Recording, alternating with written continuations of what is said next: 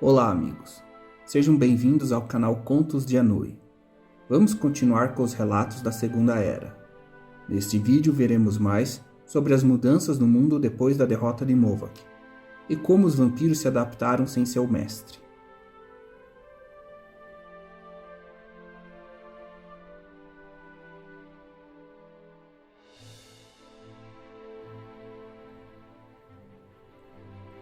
Ano 2360.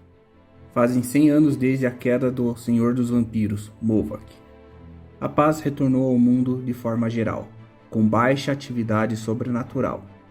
Os lobisomens, os vampiros, necromantes, mortos-vivos e outros seres estão cada vez mais raros de se encontrar.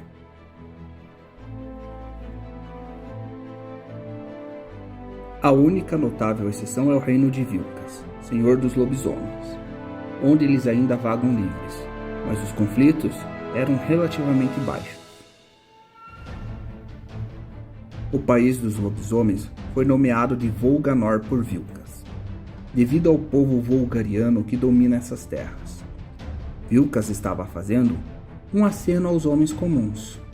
Seu reinado era bem menos brutal do que o de Mowach, fazendo dele um Skullgor adorado por muita gente.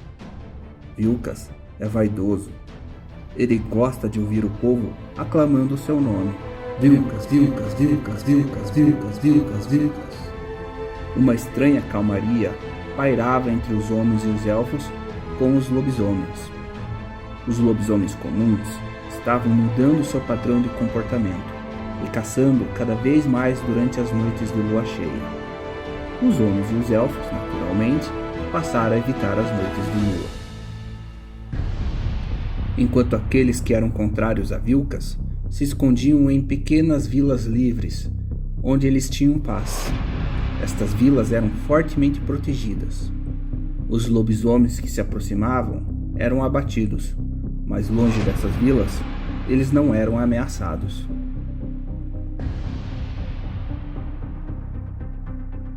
Já o principal exército de Vilkas, composto por lobisomens, feiticeiros, warlocks, conjuradores e dragões, não incomodavam essas vilas. Eles se concentravam nas fronteiras leste e oeste. O sul tinha um grande deserto e nada atravessava por ali, por isso a guarda era baixa. Vilkas também começou a construir a Linha de Ferro, uma grande muralha para evitar ataques futuros.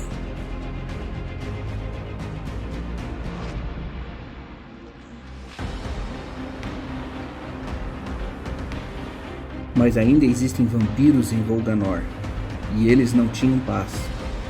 Todos odiavam fortemente os vampiros devido às atrocidades de Mowach no passado.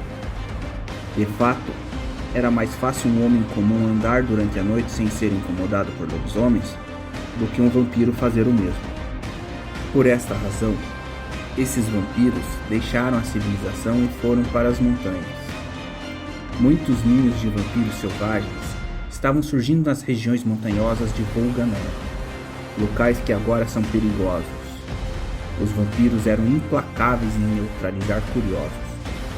Com o tempo, eles foram deixando de parecer homens comuns e criando uma nova cultura. No futuro, eles nem mesmo seriam mais capazes de se misturar aos mortais. Até o idioma seria perdido, e sua capacidade intelectual também iria retroceder, devido à privação de sangue das rainhas vampiras.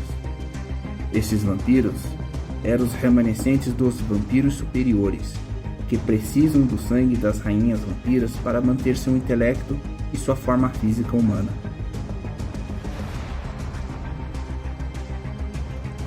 Mas alguns vampiros aprenderam a usar magia negra e, ao morrer, eram reanimados por necromantes seus aliados, criando um novo tipo de vampiro.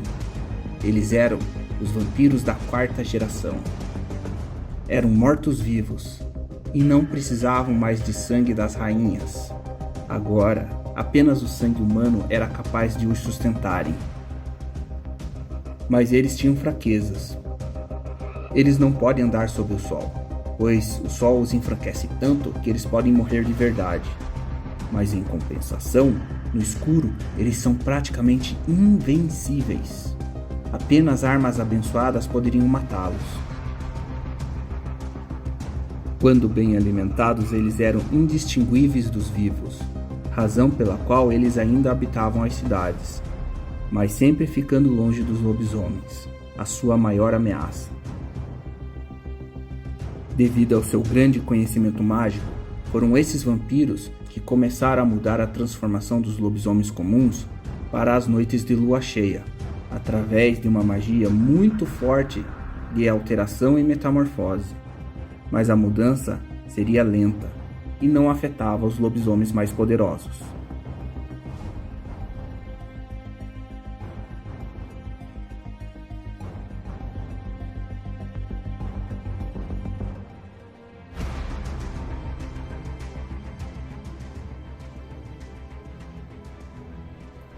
No ocidente, em Lindonord, reuniram-se os reis e os generais dos elfos. Embora os elfos considerassem o reino de Volganor como uma ameaça constante devido ao grande número de lobisomens que vagam por aquelas terras, o pacto de paz assinado há 100 anos seria respeitado.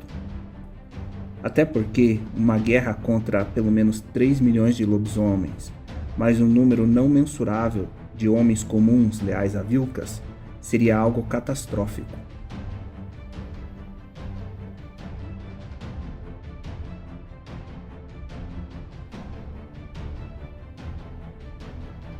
Além disso, nas Montanhas da Noite, milhares, se não milhões de mortos-vivos dos antigos exércitos vampíricos de Novak foram contidos ali pelos próprios lobisomens, que também os tinham como inimigos.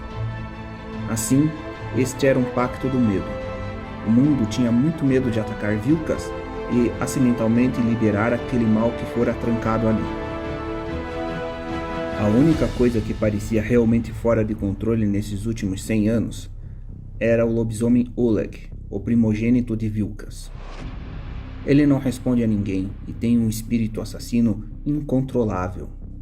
Quando ele surge numa região, as cidades se fecham e rezam para que ele não consiga entrar.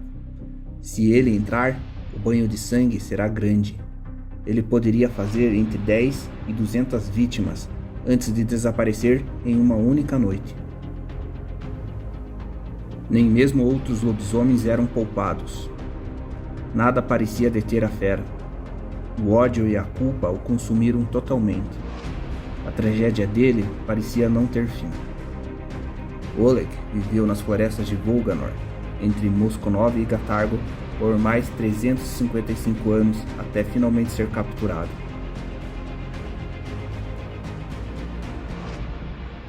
No ano 2715, Oleg invadiu a grande cidade de Gatargo. Uma batalha enorme foi feita na cidade para capturar o lobisomem. A batalha durou 6 noites. Durante o dia, Oleg desaparecia. Foi o próprio Vilkas que veio até a cidade, que o encontrou e o subjugou. Vilkas prendeu Oleg nas catacumbas do Palácio Real de Gatargo, onde o espírito de Samira vagava, assombrando o lugar. Samira era a antiga princesa de Gatargo, filha do rei Tukan I. Samira também foi uma das vítimas de Novak e seus vampiros.